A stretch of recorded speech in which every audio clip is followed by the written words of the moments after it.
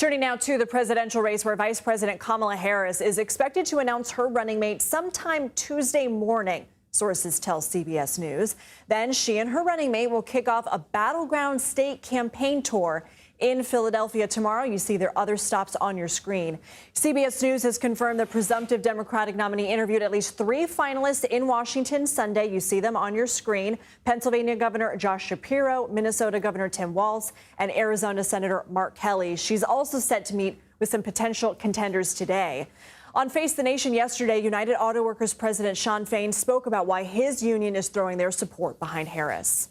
We look at the body of work between the candidates.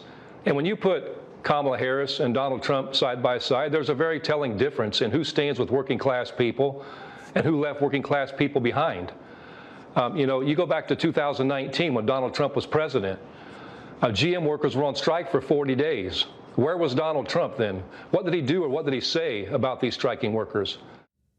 The latest CBS News polling shows Harris virtually tied with former President Donald Trump in battleground states, and with a 1-point edge nationwide. That's an improvement from where President Biden was polling when he left the race. Our polling showed Biden 5 points behind Trump.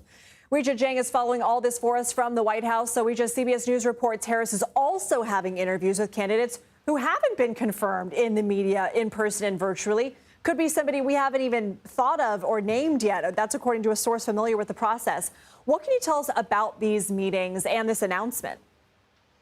Well, remember, Lindsay, it was just 15 days ago that President Biden dropped out of the race, so she has not had a lot of time, to say the least.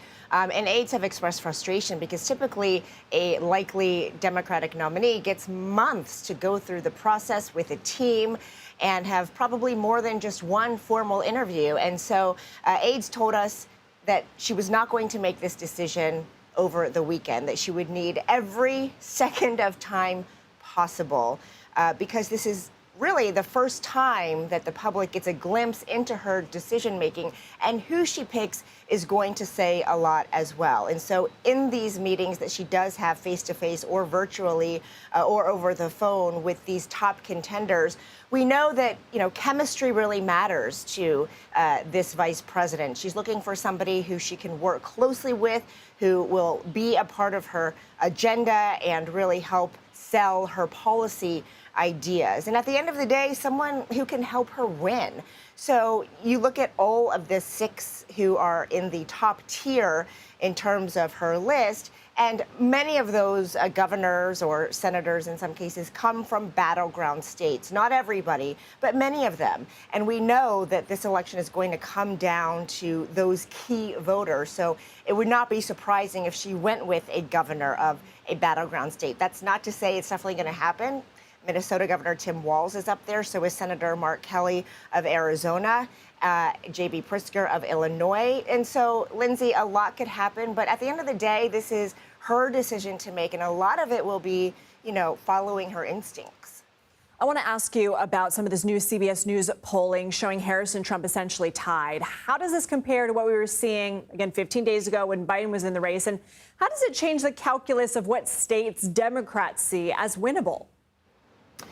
Well, as you mentioned, Biden never actually enjoyed a national lead over Trump. And when he left the race, he was down by 5 points. So the fact that the vice president is now up by 1 point is significant because it's essentially a reset of the race. It gives the Democrats an opportunity to fight, to really have a robust competition here and open up some states that they did not think were possible before. As an example, Arizona, Nevada, they believe are now in play. And so because the campaign says that, Harris has more paths to victory, that is really substantial. And it's really validation to President Biden for his decision to step down, because our polling also shows that enthusiasm has ticked way up for voters to want to actually head to the ballot box in November, especially among black voters. We also know that black voters and women say that they believe that Harris's policies will overwhelmingly help them in their daily lives compared to Trump's. But this is all under a very important caveat that it's still very early. And even though it's only 3 months before November, it's also, a good stretch of time for a lot to happen.